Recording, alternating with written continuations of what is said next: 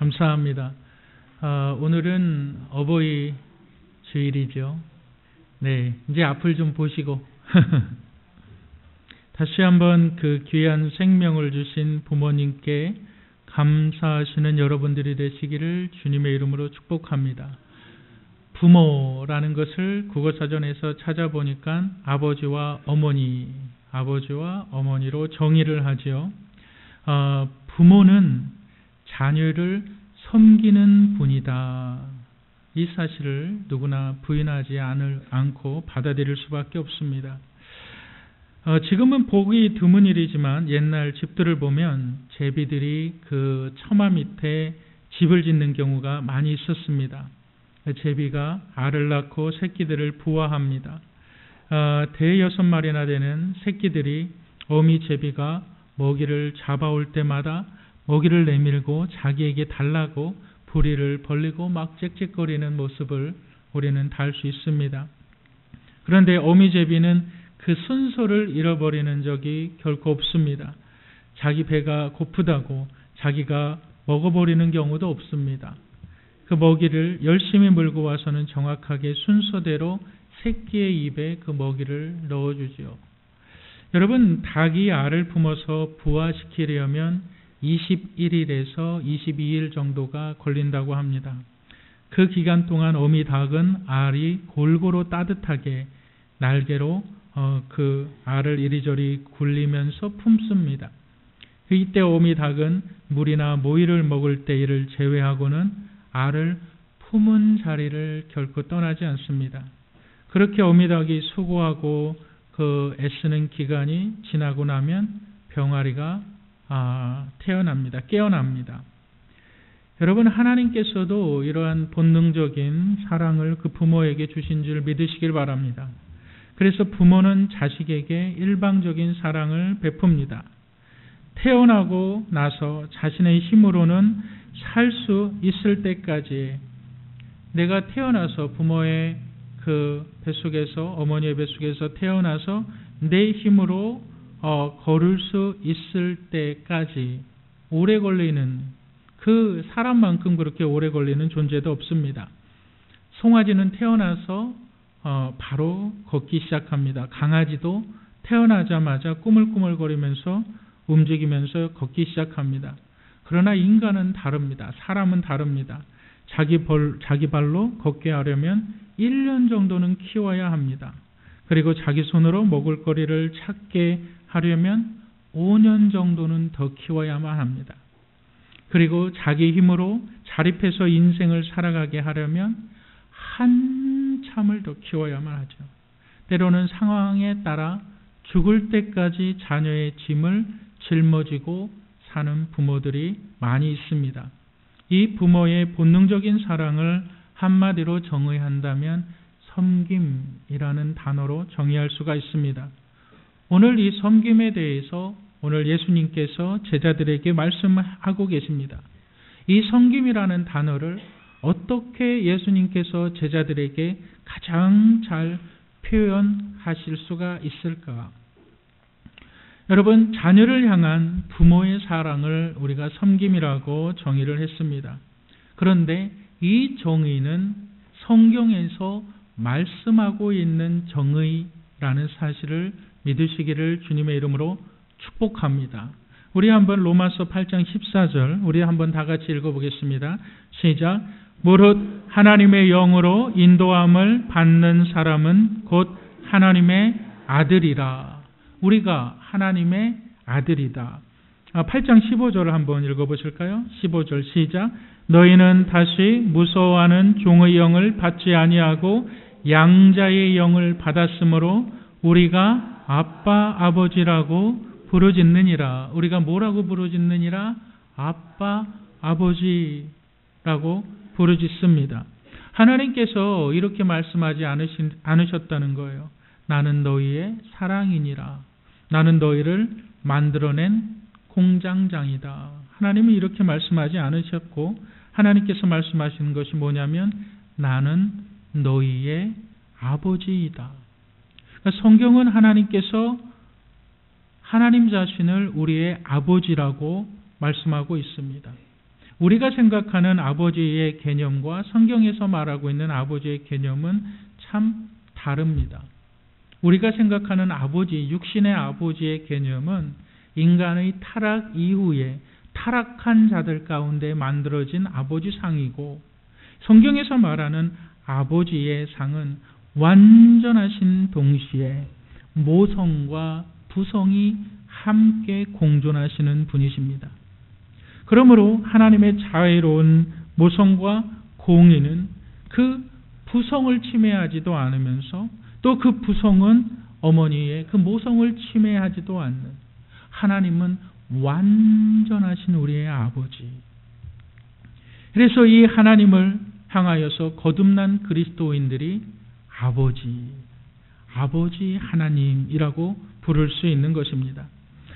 여러분, 하나님 아버지께서 그 자녀들을 섬기신다. 하나님 아버지께서 그 자녀들을 어떻게 섬기시는가? 오늘 본문이 말씀해주고 있는 것이 바로 그 부분이에요. 하나님 아버지께서 그 자녀들을 어떻게 섬기는가? 여러분, 그것을 오늘 본문을 통해서 깨닫는 분들이 되시기를 주님의 이름으로 축복합니다. 오늘 말씀의 제목은 하나님 아버지의 섬김. 하나님 아버지의 섬김.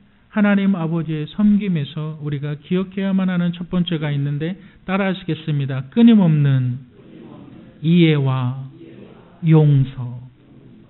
하나님 아버지께서 우리를 섬기시는데 어떻게 섬기시느냐? 끊임없는 이해와 용서로 그 자녀들을 섬기신다. 우리 마가복음 10장 36절 한번 다 같이 읽어보시겠습니다. 10장 36절 다 같이 읽겠습니다. 시작. 이르시되 너희에게 무엇을 하여 주기를 원하느냐? 37절 시작. 여짜오되 주의 영광 중에서 우리를 하나는 주의 우편에 하나는 좌편에 앉게 하여 주옵소서. 우리가 지금까지 쭉 마가복음을 계속 강의를 하고 있는데 본문에 보면은 참 본문의 내용과는 좀 상이한 질문이 나옵니다. 그것이 뭐냐면 야고보와 요한이 예수님께 묻습니다. 질문을 합니다. 그러면서 얘기합니다. 뭐라고 얘기합니까? 주여, 주의 나라가 임할 때에 하나는 주의 우편에 하나는 주의 좌편에 앉게 해 주소서. 그냥 우리가 들으면은 그럴 수도 있겠다, 그런 말을 할 수도 있겠다라고 생각을 하겠지만 본문을 좀 더 주의 깊게 보면은 참 버릇없는 말입니다. 왜 그럴까요? 왜 참 버릇없는 말일까요?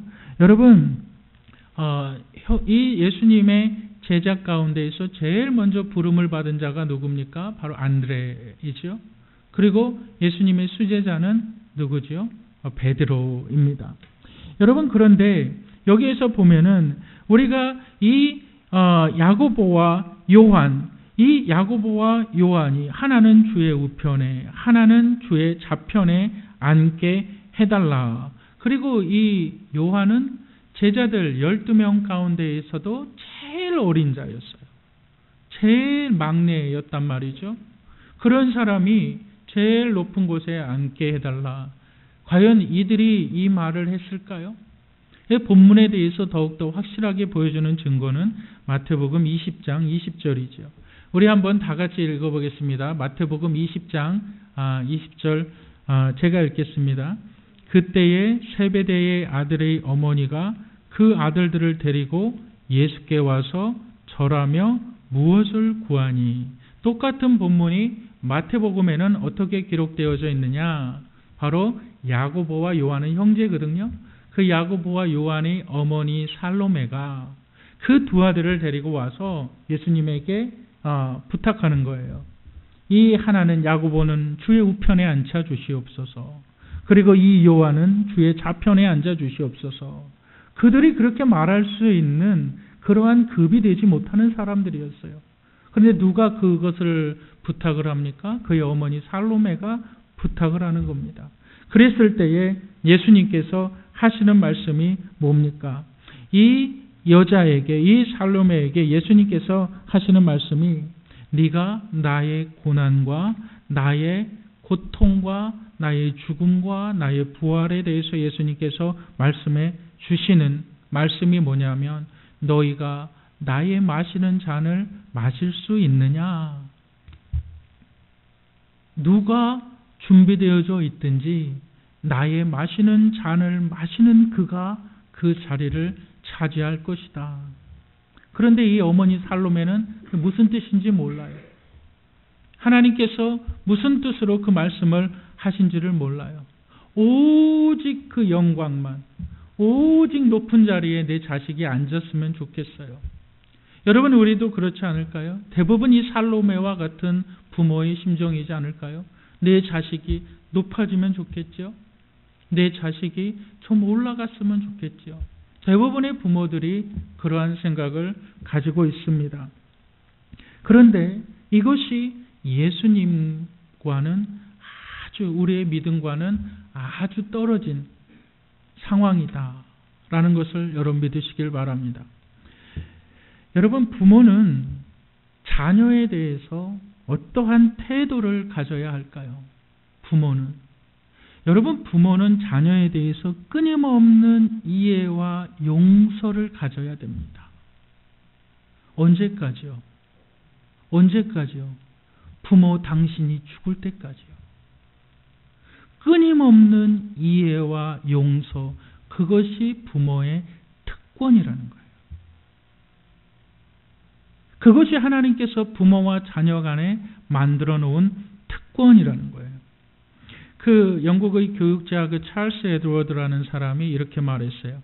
아버지가 옳았다는 사실을 깨달을 무렵에는 자신의 반대하는 아들을 하나쯤 두게 마련이다. 우리 이렇게 말할 때가 있어요. 부모들이 자녀를 키우면서 힘이 들 때, 어려울 때 꼭 너 같은 자식 하나 낳아봐라. 그 말이 무슨 말이겠어요? 그럼 내가 알 거야. 꼭 너 같은 사람 너 같은 자식 한번 낳아봐라. 그 말이 무슨 말이냐면 인생 자체가 후회하는 인생이라는 거예요. 인생 자체가 후회하는 인생이라는 거예요. 아무리 내가 잘 산다고, 내가 열심히 산다고 해도 인생 자체가 후회할 수밖에 없는, 하나님께서 그렇게 디자인해 놓으셨다는 거예요. 하나님께서 우리의 인생을 그렇게 만들어 놓으셨다는 거예요. 이 후회하는 인생 가운데 끊임없이 반복되는 다툼, 끊임없이 반복되면서 높아지기 위해서 서로 물고 뜯는 그러한 인생들, 그게 인생이라는 거예요.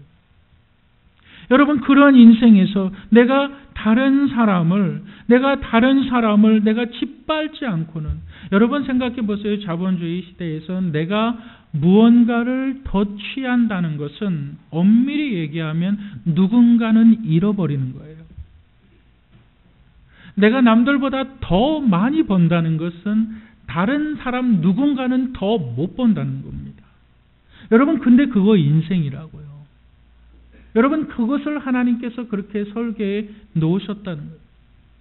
얼마 전에 한 언론기관의 조사에 의하면 10대에서 20대 젊은이의 약 80%가 자기 아버지나 어머니가 싫다. 몇 프로가요? 80%가요. 아버지나 어머니가 싫다. 그리고 그 절반 이상의 젊은이가 내가 만약 다시 태어난다면 지금의 부모 밑에서 결코 태어나고 싶지 않다. 여러분, 이 같은 결과는 부모를 사랑하기는커녕 부모와의 관계가 완전히 깨져버린 거예요. 부모의 관계가 완전히 깨진 사람들이 얼마나 많이 있습니까? 부모와 관계가 깨지니까 형식적으로는 만날 수 있죠. 할 수도 있죠. 결코 공경할 수가 없어요. 부모를 결코 공경할 수가 없어요. 부모를 사랑할 수가 없어요. 여러분, 오늘날에 보면 부모들을 사랑할 수 없는, 사랑하지 않는 자녀들이 굉장히 많이 있습니다. 왜 그럴까요? 성장 과정에서, 아이들이 자라나는 과정에서, 여러분, 아이의 이 머리는 3살 때면 이미 다 만들어집니다. 이 뇌는 3살 때면 다 만들어져요. 여러분, 아이들이 성장하면서 부모로부터 들었던 그 폭언, 폭력, 여러분, 내가 부모이기 때문에 말을 막 자녀에게 했던 그 폭언들, 여러분, 그것이 자식 앞에서, 여러분 또한 이런 것이 있어요. 아버지나 아버지가 어머니를 폭력으로 때리는 것을 본 자녀들, 여러분, 씻을 수 없어요. 여러분, 부모가 상처를 자녀에게 더 많이 받을까요? 자녀가 부모에게 상처를 더 많이 받을까요? 부모가 자녀에게 받는 상처는 물에 받는 것과 같아요. 다시 얘기하면 금방 씻겨져요. 그런데 자녀가 부모에게 받는 상처는 돌에 새기는 것과 같아요. 결코 그 흔적이 안 없어져요. 자라면서 계속 그 폭력의 상처에서 그 테두리를 벗어나지 못해요. 아버지가 어머니를 폭행을 합니다. 막 때리죠. 술 먹고 아버지가 집안에서 난동을 피웁니다. 어머니의 욕을 들으면서 자란 아이들, 여러분, 그 마음이 어떨까요? 안 없어진다는 거예요. 안 없어진다는 거예요. 그것이 없어지지가 않아요. 그것이 언제 없어질 수가 있습니까? 없어지는 것이 아니라 내가 예수 그리스도를 개인의 구주로 영접했을 때 예수 그리스도의 은혜가 마치 그 상처를 덮는 것과 같은 거예요. 그래서 고린도후서 5장 17절에 뭐라고 말씀하시냐면, 그런즉 누구든지 그리스도 안에 있으면 새로운 피조물이라. 그러니까 new creation이 됐다는 거예요. 새로운 피조물이라. 똑같은 몸을 가지고 있어도 그 상처나 그 아픔들이 덮여졌다. 여러분, 그런데 부모가 자식에게 여러분 상처를 받을 때도 많이 있지요. 자녀만 부모에게 상처받습니까? 그런데 중요한 것은 우리 레위기서 25장 17절에 보면 이렇게 얘기합니다. 여호와를 공경하라. 그런데 그 공경이라는 단어가 내 부모를 공경하라, 이 똑같은 단어가 쓰여져 있어요. 야레라는 단어인데 그것이 뭐냐면 하나님께서 이스라엘 백성들을 향하여서 말씀하고 있는 건데, 너희는 나를 공경하라. 그렇다면 이스라엘 백성들을 하나님께서 어떻게 대하셨는가? 그들을 끝까지 품으시는 거예요. 끝까지.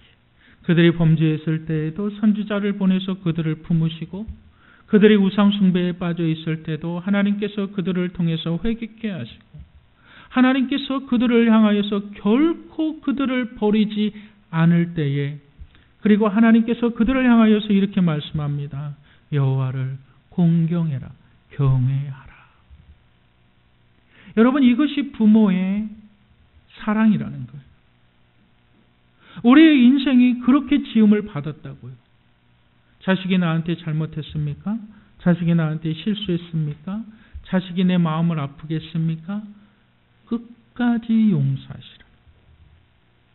끝까지 용서하시라는 거예요. 내가 한 번 참았어. 내가 2번 참았어. 내가 3번 참았어. 4번 참았어. 아니요. 끝까지 참으셔. 그게 십자가거든요. 예수님께서 그 자신을 우리 가운데 내어주실 때에 이사야 53장의 말씀은 그가 도살장에 끌려가는 양같이 끌려가셨을 때 그는 아무런 말도 하지 않으셨다. 여러분, 이게 십자가의 은혜거든요.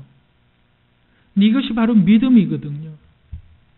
나를 디자인하시고 나를 설계하신, 나에게 자녀를 주신 하나님께서 나를 통하여서 자녀에게 원하시는 것이 있는데 끝까지 사랑하라.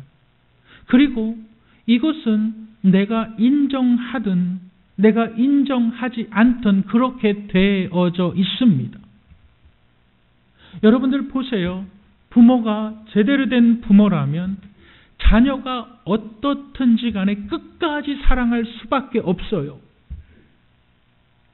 왜 그럴까요? 하나님이 그렇게 디자인하셨기 때문에. 그렇다면 이 은혜를 내가 받아들인다면 부모는 더 이상 상처받을 일들이 별로 없어요. 내가 끝까지 용서해야 되는 것이 부모의 섬김이라면 내가 이미 받아들이고 내가 그렇게 자녀를 섬기기 원한다면 그렇게 내가 마음에 깊은 상처를 받아야 될 필요도 없고 이유도 없는 거예요. 왜요? 그 자녀도 또한 누군가의 또 아버지가 되고 어머니가 되었을 때에 똑같이 그렇게 해야 될 것이기 때문에 그래요. 미련한 부모들은 어떻게 합니까? 자녀를 통해서 보상을 받으려고 그래요. 자녀를 통해서 높임을 받으려고 그래요. 자녀를 통해서 자기 자신들이 높아지려고 그래요. 그렇게 하나님께서 설계하지 않으셨다고요. 그 부모에게 그 자녀를 허락하셨을 때에 그 자녀를 통해서 부모가 할 수 있는 것은 끝까지 용서, 끝까지 품는 거예요. 언제까지요? 죽을 때까지요. 우리의 삶을 보세요. 그렇지 않은가요? 정말 온전한 부모들은 자녀가 대학을 졸업하면 부모의 사명이 끝인가요? 자녀가 좋은 직장에 가서 돈을 잘 벌면 부모의 사명이 끝인가요? 그렇지 않지요. 또 결혼할 때도 그렇고 자녀를 낳을 때도 그렇고 계속적으로 짐이지 않습니까? 계속적으로 힘든 고민 아닙니까? 좀 이걸 넘기면 또 괜찮겠지. 또 다른 짐이 오지 않습니까? 그렇게 설계되어 있다고요. 그것을 받아들이시기 바랍니다. 그것이 섬김이라고요. 그것이 아버지의 섬김이고 그 아버지의 섬김이 예수 그리스도를 통해서 나타났다고요. 여러분 그 섬김을 오늘날까지 담당하시고 오늘날까지 오신 줄 믿습니다. 포기하지 마세요. 언제까지요? 그런 말은 좀 이렇게 하기 싫으시죠? 그래도 하세요. 죽을 때까지. 참 우리 교회 재밌어요. 죽는다는 말도 웃으면서 하고 죽을 때까지 그렇게 디자인되어 있다고요. 자녀를 끝까지 용서하시고 섬기시고 그것이 우리의 사명입니다. 그것을 믿으시기를 주님의 이름으로 축복합니다. 두 번째로 기억해야만 하는 하나님의 섬김. 두 번째로 기억해야만 하는 하나님의 섬김이 있는데 한번 따라 하시겠습니다. 분명한 목적이 있습니다. 우리 마가복음 10장 45절 다 같이 한번 읽어보실까요? 마가복음 10장 45절 읽겠습니다. 시작. 인자가 온 것은 섬김을 받으려 함이 아니라 도리어 섬기려 하고 자기 목숨을 많은 사람의 대속물로 주려 함이니라.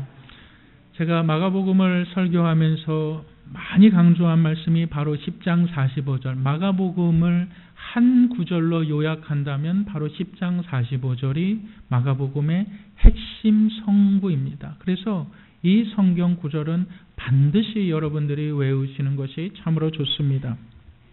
너무나도 귀한 말씀입니다. 인자가 온 목적은 섬기기 위해서 오셨다. 그런데 이 섬김이라는 것이 규칙이라는 거예요. 이것이 어디의 규칙이냐? 바로 하늘나라의 규칙이다. 그렇기 때문에 이 규칙에는 예수님 자신도 결코 예외가 될 수 없다. 그런데 예수님께서 섬기기 위해서 이 땅에 오셨다. 그런데 어떻게 섬기길 예수님이 원하셨는가? 그 뜻이 이거예요. 많은 사람들을 위해서 자기의 대속물, 자신을 대속물. 이 대속물이라는 단어가 참 귀해요. 리트론이라는 단어인데 이 리트론이라는 단어가 빚을 진 사람이 노예가 되었을 때에 그를 해방시키기 위해서 대신 몸값을 지불할 때에 이 대속이라는 말을 씁니다.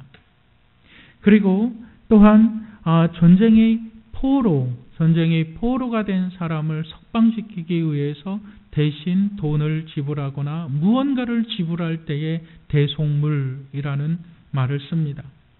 예수님께서 내가 이 땅에 섬기기 위해서 오셨다. 그 자신을 대속물로 주기 위해서 오셨다. 그의 죽음을 이야기하는 거예요. 예수 그리스도의 죽으심, 예수 그리스도의 죽으심, 이것이 예수 그리스도의 섬김이다.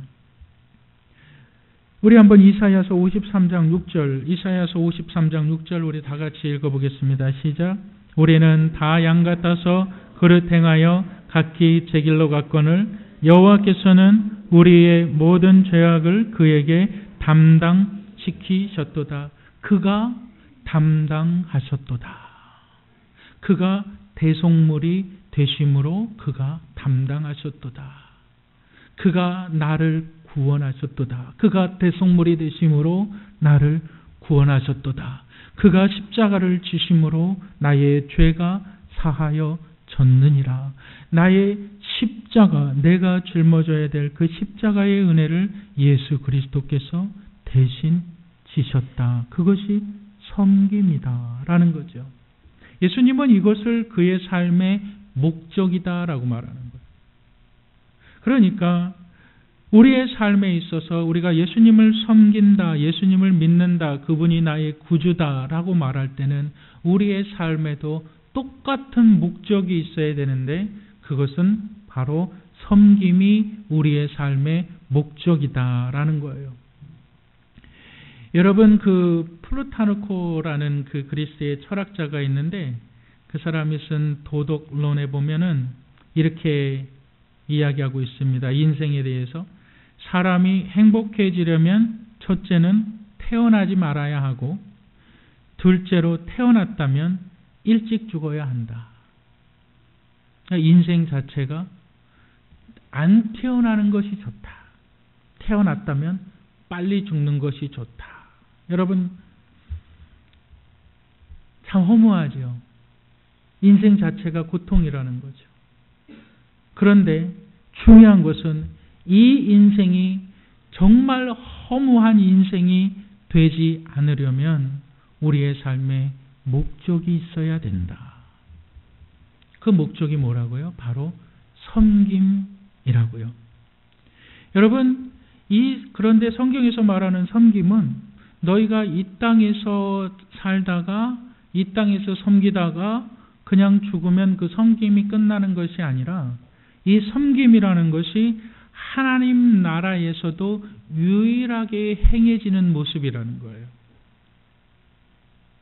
더 쉽게 얘기하면 이 땅에서 내가 섬기는 모습이 없는 사람이 하늘나라에 갈 가능성은 결코 없다. 그렇게 되는 거죠. 내 모습에서 내가 섬김이라는 것이 없으면 그 사람이 하늘나라에 갈 가능성은 참 희박하다라는 거죠. 왜요? 이 섬김이라는 것은 바로 하늘나라에서도 시행되어져야 되는 것이기 때문에. 제가 지난주에도 말씀드렸듯이 우리가 구원함을 받았어요. 그러면은 내가 구원함을 받은 이유가 영원한 하늘나라에 가서 살기 위해서 구원함을 받는 것이 아니라 내가 예수님의 십자가의 은혜를 경험하고 그 십자가의 예수님의 죽으심과 부활을 내가 믿는다면 나의 죄를 위해서 육신을 입고 오신 그 예수 그리스도, 그분을 믿는 그 순간 예수 그리스도께서 내 안에 오시고 나와 함께 동행하는 거예요. 그런데 나와 함께 동행할 때에 내가 죄를 안 지어요? 여러분, 예수님 믿는다고 죄를 안 지어요? 아니요. 예수님 믿는다고 해도 수없이 비방하고 수없이 넘어지고 수없이 눈물을 흘리며 수없이 아파하잖아요. 그런데요, 붙드는 것이 있어요. 주여, 이거 붙들 수가 있어요. 주님은 나의 도움이십니다. 붙들 수가 있는 거예요. 주여, 주님은 나의 전부이십니다. 붙들 수가 있는 거예요.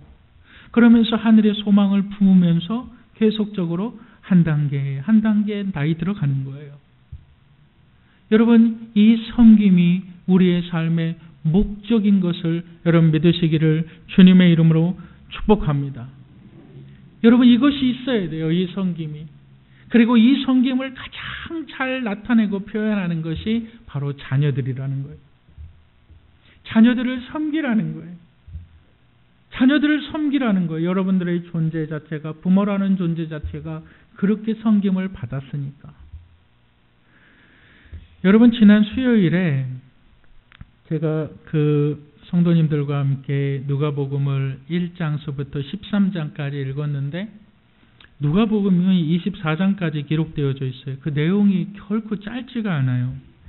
그래서 1장 같은 경우는 80절까지 있고, 2장 같은 경우는 52절까지 있고, 3장 같은 경우는 38절까지. 근데 3장을 읽으면서, 정말 누가복음 3장을 읽으면서 정말 큰 은혜를 다시 한번 느낄 수가 있어요. 그래서 4층에 와서, 4층 사무실에 와서 누가복음 3장을 마태복음 1장과 대조하면서 또다시 읽었어요. 여러분 다 아시다시피 마태복음 1장에는 예수 그리스도의 족보가 기록되어져 있죠. 아브라함이 이삭을 낳고 이삭이 야곱을 낳고 야곱이 누구를 낳고 막. 그런데 누가복음의 족보는 예수 그리스도로부터 요셉으로부터 시작해서 맨 마지막에 하나님이시니라, 하나님으로 끝나요. 다시 이야기하면 내가 지금 예수 믿는 것이 당대에 끝난다는 게 아니에요. 성경이 증거하고 있는 것은 내가 지금 예수님 믿는 것이, 내가 지금 하나님 믿는 것이 나 때에 끝난다고 결코 얘기하고 있질 않아요. 내가 지금 예수님 믿는 것이 그 자녀에게, 또한 내가 예수님 믿는 것이 그 자녀에게, 또한 내가 예수님 믿는 것이 그 자녀의 자녀들에게. 그래서 하나님은 자녀를 갖다가 여호와의 기업이라는 말씀을 하시는 거예요. 그래서 하나님은 그 자녀들을 갖다가 여호와께서 주신 기업이다라는 말하는 거예요. 그 자녀들을 향하여서 부모가 섬김을 당할 때 그 섬김을 통한 하나님의 씨가 계속적으로 퍼져나가는 거예요. 그리고 내가 어느 날 하나님 앞에 섰을 때에 내가 그것을 보는 거예요. 하나님, 내가 내 자녀를 이렇게 섬겼습니다. 하나님, 내가 내 자녀를 이렇게 섬겼습니다. 그가 하나님을 믿는 자가 되었습니다. 그가 하나님을 섬기는 자가 되었습니다. 자녀를 위해서 끊임없는 용서와, 자녀를 향하여서 끊임없는 기도와, 자녀를 향하여서 포기하지 않는 믿음을 가지고, 지금은 나의 말을 잘 듣지도 않고, 지금은 신앙생활을 잘 하지도 않고, 여러분 결코 포기하지 마시길 바랍니다. 하나님의 씨는 결코 패해질 수가 없는 거예요. 포기하지 마시고 끝까지 용서하시고 끝까지 안아주세요. 제가 미국에 있을 때 그 참 좋아하는 그 할머니가 계셨어요. 그 할머니가 제 이제 미국 그 교수님의 어머니신데, 이제 참 그분하고 이제 저하고 참 이런저런 속에 있는 것도 많이 얘기하고 그랬어요. 근데 제가 지금도 그 말하는 것을, 말씀하시는 것을 잊지 않아요. 제가 그분한테 그랬어요. 어떻게 하면 자녀를 잘 키울 수가 있습니까? 그랬어요. 그러니까는 그분이 하신 말씀이 뭐냐면은 무조건 품으래요. 무조건 품어라. 무조건 품어라. 제가 지금 그 이야기를 기억해낼 때마다, 또 자녀를 향해서 때로는 기분이 나쁠 때마다 항상 떠올려요. 무조건 품어라. 그런데 그것이 그 분의 말씀이 아니라 그게 성경의 말씀이었더라고요.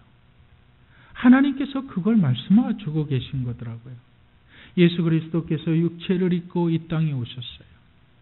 그분은 십자가에서 완전히 죽으신 거예요. 그의 모든 것을 내어주신 거예요. 그는 죽으셨을 뿐만이 아니라 그는 부활하셨고, 그는 영원한 하늘의 초소를 예비하셨고, 그분이 떠나시면서 하신 말씀이 내가 결코 너희를 떠나지 아니하리라. 그분은 우리를 완전히 품으신 거예요. 그분은 우리를 완전히 받아들이신 겁니다.